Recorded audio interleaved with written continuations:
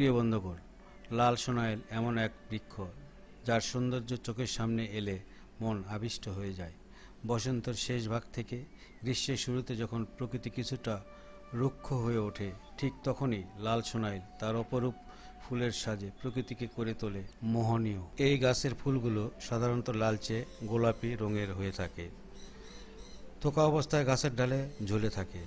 ফুলের রং কখনো হালকা, কখনো গাঢ়, আবার কখনো একই থোকায় একাধিক শেপ দেখা যায়।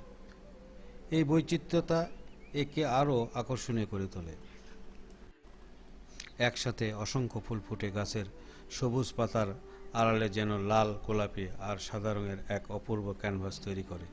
দূর থেকে দেখলে মনে হয় গাছ জুড়ে লাল গোলাপি মেঘের ভেলা। প্রিয় বন্ধুরা, প্রতিটি ফুলের থোকায় 20 থেকে 30টি ফুল থাকে। ঝুলন্ত ফুলের থোকা গাছের ডাল থেকে এমনভাবে নামতে থাকে যেন কোনো বর্ণিল ঝাড়বাতি। বাতাসে দুলতে দুলতে এই থোকাগুলো এক অপূর্ব সৌন্দর্যের সৃষ্টি করে থাকে। লাল সোনাইলের সৌন্দর্য শুধু তার রঙেই সীমাবদ্ধ নয়, বরং এর ফুল গাছের সবুজ পাতার সঙ্গে এক আশ্চর্য মেলবন্ধন ঘটায়। প্রিয় বন্ধুরা, এই ফুল শুধু প্রকৃতির শোভায় বাড়ায় না, বরং মানুষের মনে আনে প্রশান্তি আর জীবনের প্রতি ভালোবাসা।